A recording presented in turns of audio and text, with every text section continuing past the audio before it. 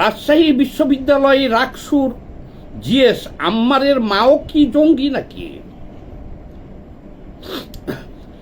আবারও বলি, রাজশাহী বিশ্ববিদ্যালয়ের জিএস, রাজশাহী বিশ্ববিদ্যালয়ের শিক্ষার্থী আম্বার, ওর পুরো নামটা আমি জানি না, এই যে বড় বড় চুল, যে দীর্ঘ 2 বছর ধরে দেখতেছি যে দাপটের সাথে শিক্ষকদের অপদস্থ করতেছে রাজশাহীতে, এবং সারা দেশে একজন বিতর্কিত ব্যক্তি হিসেবে পরিচিতি লাভ করছে।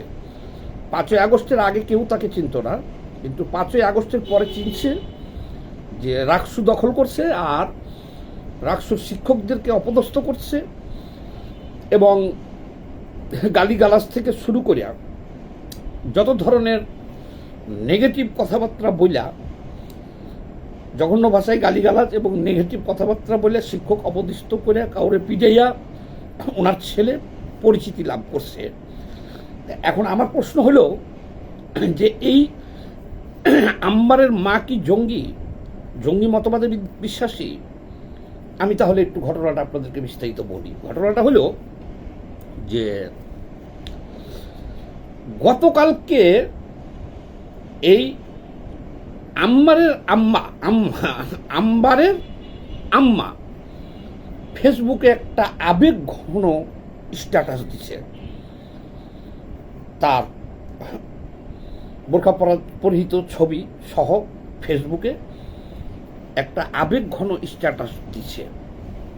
স্ট্যাটাসটা এখনো আছে এবং এটা বিভিন্ন মিডিয়ায় এটার উপরে নিউজও করছে, আমি দেখলাম। সেই স্ট্যাটাসে উনি লিখছেন যে তার একমাত্র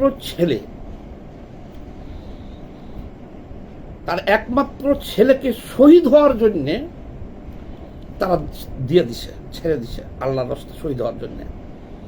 এবং 5ই আগস্ট যে তার ছেলে শহীদ হয় নাই, আল্লাহ কবুল করে নাই, শহীদ হয় নাই, তার জন্য উনি একটু দুঃখ পাইছে যে তার ছেলেটা কেন শহীদ হইল না। তো ঠিক আছে, আমি আম্মারের আম্মা যেহেতু একজন নারী, আমি ওনার প্রতি শ্রদ্ধা রেখেই বলতেছি কথাটা, যে এখন এসিটা বন্ধ করে দিই। এখন তো দেশে কোনো ধর্মযুদ্ধ নাই, ওনার মার উদ্দেশ্যে বলতেছি এবং দেশবাসীর উদ্দেশ্যে বলতেছি যে এখন এই মুহূর্তে বাংলাদেশে কি কোথাও ধর্মযুদ্ধ হইতেছে যে উনি ওনার ছেলেকে যুদ্ধে পাঠাইছে, এখন শহীদ হয়ে গেলে ওনার আপত্তি নাই, উনি আবেগঘন এত বড় স্ট্যাটাস দিচ্ছে?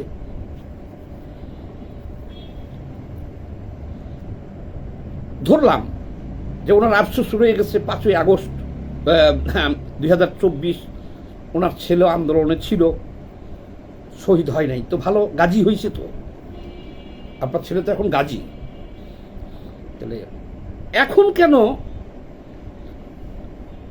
আপনি এই কথা বলতেছেন যে আপনারা ভয় পান না, আপনার ছেলেকে দিয়ে দিচ্ছেন শহীদ হওয়ার জন্য, একমাত্র ছেলেকে, তাকে যদি আল্লাহ কবুল করে তাহলে আপনারা খুশি আছেন? বিশাল একটা আবেগ। তারপরে আপনি আবার বলছেন যে শেখ হাসিনার আমলে 16 বছর নির্যাতিত হয়েছেন। তো আপনার ছেলের বয়স এখন হয়তো 18-20 হবে, 20-22 বছর হবে, ওর তো 16 বছর নির্যাতিত হয় নাই। আর আপনারা কি নির্যাতিত হয়েছেন এটা কিন্তু লেখেন নাই এখানে। এবং আমরা যতটুকু তথ্য নিয়ে দেখছি যে আপনিও জেল খাটেন নাই, আর আপনার স্বামীও জেল খাটে নাই, নির্যাতিত হয়েছেন বলছেন আওয়ামী লীগ আমলে। তা আওয়ামী লীগ আমলে এদেশের লক্ষ লক্ষ লোক নির্যাতিত হয়েছে, আমি এটা বিশ্বাস করলাম, ধরলাম আপনারাও নির্যাতিত হয়েছেন, খুব ভালো কথা। তো মোরলের শহীদ, বাঁচলে গাজী। তো আমি একটা কথা বলি যে গণ আন্দোলনে, সরকার বিরোধী আন্দোলনে কেউ মারা গেলে সে কিন্তু শহীদ হয় না, এ কথাটা মনে রাখেন। তারপর আমি মানলাম, কিন্তু কথা হলো যে 5ই আগস্ট গেছে আরো 20 মাস আগে, মানে প্রায় 2 বছর হয়ে গেল, 2.25 বছর, 20 মাস আগে 5ই আগস্ট শেষ। তারপরে অনেক চড়াই উতরাইয়ের পরে দেশে একটা নির্বাচন হয়েছে। সেই নির্বাচনে দেশের 18 কোটি মানুষ ভোট দিয়েছে। দেশে এখন একটা নির্বাচিত সরকার 2 মাস হলো রাষ্ট্রীয় ক্ষমতায় আছে, এবং আপনি যে দল করেন জামাত, আপনার স্বামী যে দল করে জামাত, তার অঙ্গ সংগঠন শিবির করে আপনার ছেলে। আপনারাও সংসদে বিরোধী দলীয় নেতার আসনটা পাইছেন। 70-77 জন সংসদ সদস্য আছে আপনাদের জোটের দলের। তাহলে তারা হলো এখন বিরোধী দল, মানে আপনারা, মানে আপনি, মানে আপনার স্বামী, মানে আপনার সন্তান, মানে জামায়াতের আমির, মানে জামায়াত ইসলাম, এরা এখন এই দেশের সরকারেরই একটা পার্ট, বিরোধী দল। গণতান্ত্রিক নিয়ম রীতি অনুযায়ী আপনাদের 77 জন এমপি রাষ্ট্রের সব ধরনের সুযোগ সুবিধা, বেতন ভাতা সব পাচ্ছে। বিরোধী দলীয় আপনাদের নেতা একটা প্রতিমন্ত্রীর মর্যাদায় বিশাল মিন্টু রোডে বিশাল অট্টালিকা বাড়ি পেয়েছে, সংসদও পেয়েছে। মোটের কথা আমি সেটা বলছি না, আমি বলতে চাচ্ছি যেটা, যে ভালো কথা তো এখন দেশে একটা গণতান্ত্রিক সরকার কায়েম হয়েছে অনেক চড়াই উতরাইয়ের পরে, এবং এই সরকারটার বয়স হলো মাত্র 2 মাস। এখন আপনার ছেলে শহীদ হবে কিভাবে?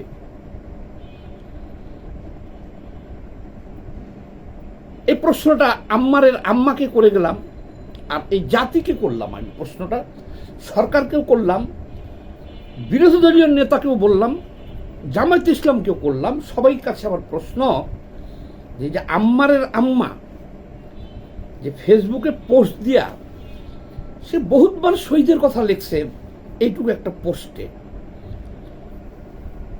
তাহলে এখন তো শহীদ হওয়ার কোনো সম্ভাবনা নাই। আপনার ছেলে তো এখন যুদ্ধে নাই, বা বাংলাদেশে কোনো ধর্মযুদ্ধ হচ্ছে না। টোটাল 1 নম্বর কথা হলো, যদি ধর্মযুদ্ধ হইতো ভারতের সাথে, যে হিন্দু দেশ দখল করিয়া আমরা ইসলাম কায়েম করব, তাহলে পরে ধর্মযুদ্ধে যদি আপনার ছেলে যোগ দিয়ে থাকতো, শহীদ হওয়ার সম্ভাবনা ছিল, আপনার স্ট্যাটাসটা ঠিক ছিল।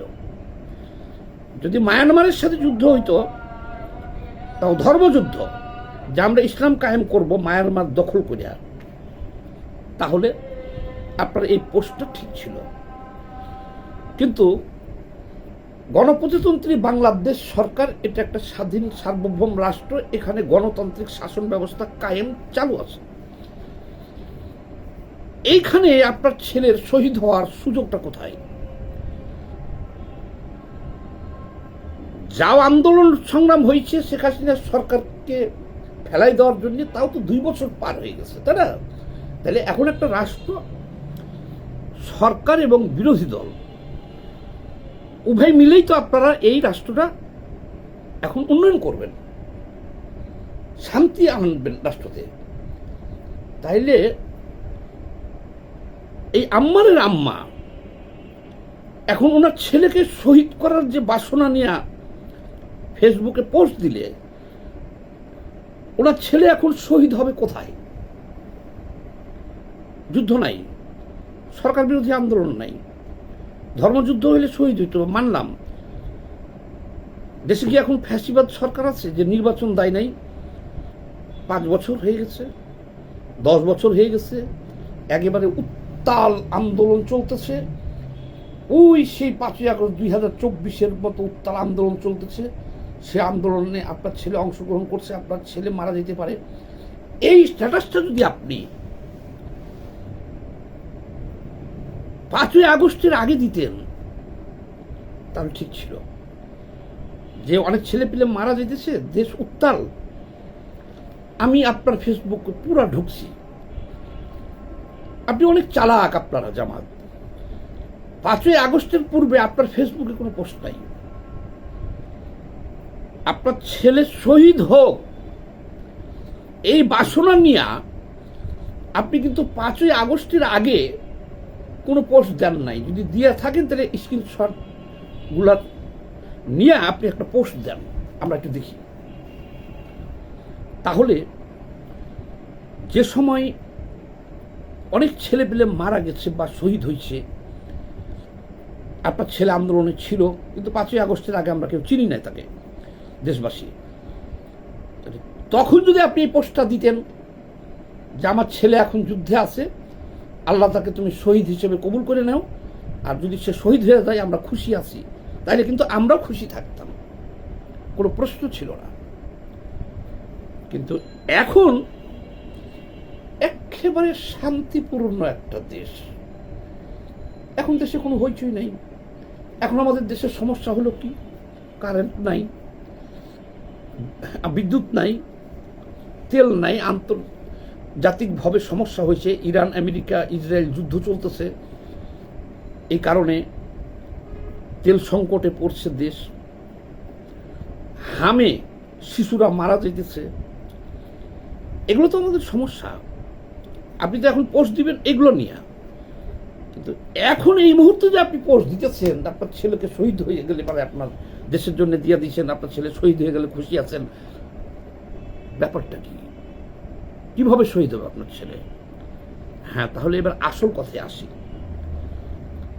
নিশ্চয় আপনাদের একটা ব্লু প্রিন্ট আছে, হয় দেশে জঙ্গি হামলা করবেন, তাহলে যে জঙ্গি হামলা করতে গেলে রিস্ক আছে, তাহলে আপনার ছেলে শহীদ হইতে পারে।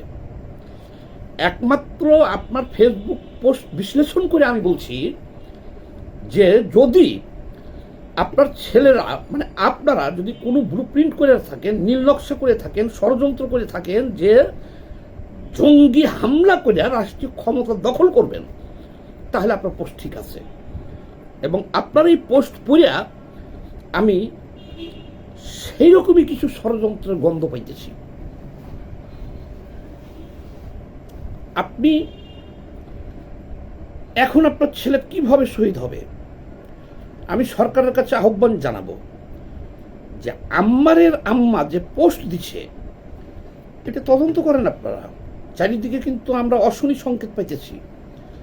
এই ভদ্র মহিলার পোস্টটা অনেক কিছু ইঙ্গিত আছে এই পোস্টে। দেশটা এখন শান্ত, সরকার আছে, বিরোধী দল আছে, এবং বিরোধী দলে আপনারা আছেন, সরকার আছে। একটা আবেগঘন স্ট্যাটাস দিয়ে দিতেছেন যে আপনার ছেলে যদি শহীদ হয়ে যায়। এখানে আমাদের প্রশ্ন আছে, আপনারা কি জঙ্গি হামলা করতে চান? বোমা মেরে রাষ্ট্রীয় ক্ষমতা দখল করতে চান? নাকি বোমা মেরে মানুষ হত্যা করতে চান? তাহলে বোমা মেরে মানুষ হত্যা করতে গেলে, জঙ্গিবাদ কায়েম করতে গেলে, হাঙ্গামা করতে গেলে, তাহলে কিন্তু শহীদ হওয়ার স্বপ্ন আছে। তাছাড়া এখন কেন শহীদের প্রশ্ন উঠবে আপনাদের? কেন আপনারা শহীদ শহীদ শহীদ শহীদ করে মানুষকে আতঙ্কিত করতেছেন, দেশকে আতঙ্কিত করতেছেন? কেন আপনি এখন আপনার ছেলেকে শহীদ করতে চান? আপনার ছেলেকে মানুষ করেছেন ভালো, সে রাজনীতি করলে রাজনীতি করতেছে, করবে, লেখাপড়া শেষ করে চাকরি করলে করবে, দেশ সেবা করবে। আপনি তো এটা পোস্ট দিতে চান যে আমার ছেলে, আমি চাই আমার ছেলের দেশ সেবা করুক। পোস্টের কোথাও তো লেখা নাই যে দেশ সেবা করুক। আমি সরকারের কাছে আহ্বান জানাইতেছি যে এই যে শহীদ শহীদ শহীদ শহীদ শহীদি কাফেলা, শহীদি হওয়া, শহীদ হওয়ার বাসনা, আবার এখানে আরো কিছু কথা লাগাই দিছে যে শেখ হাসিনা চলে গেছে যেভাবে 36 দিনে, আর 36 ঘন্টাও লাগবে না তারেক রহমানের সরকারকে ফালাই দিতে। এটা একটা বিশাল ষড়যন্ত্র হইতেছে, এটা দেখতে হবে সরকারের। এগুলোকে অবহেলা করলে হবে না। কেন আপনারা, বুঝলাম শেখ হাসিনা তো 16 বছর তো আমরা আন্দোলন করছি, করি নাই, ডকুমেন্টস আছে, বরঞ্চ আপনার ছেলেকে দেখি নাই, আমরা চিনিও নাই। জামাত ইসলামকে ফিল্ডে পাই নাই আমরা 16 বছর। যাই হোক, 16 বছর তো আমরা আন্দোলন করছি। এখন একটা সরকার দেশে আনছি আমরা, তাহলে 16 ঘন্টায় এই সরকারকে বিদায় করবেন কেন আপনারা? উদ্দেশ্য কি? তা আবার বিদায় করবেন বোমা মেরে বিদায় করবেন, শহীদ হয়ে বিদায় করবেন, যে এখানে কি বাংলাদেশটাকে তালেবান মানবেন? আম্বারের আম্মা ছেলেকে শহীদ করিয়া বাংলাদেশকে তালেবান বানাইতে চান? অত গুড় আবার একশের হয় না, আদাসের হয় না। হুঁশিয়ার, বাংলাদেশ আফগানিস্তান হবে না। আমরা সব বুঝি, এই দেশের মানুষ তো বোকা না। কি বলতে চান, স্ট্যাটাস কি লিখছেন, আকার ইঙ্গিতে কি বলতে চাচ্ছেন, সব বুঝি।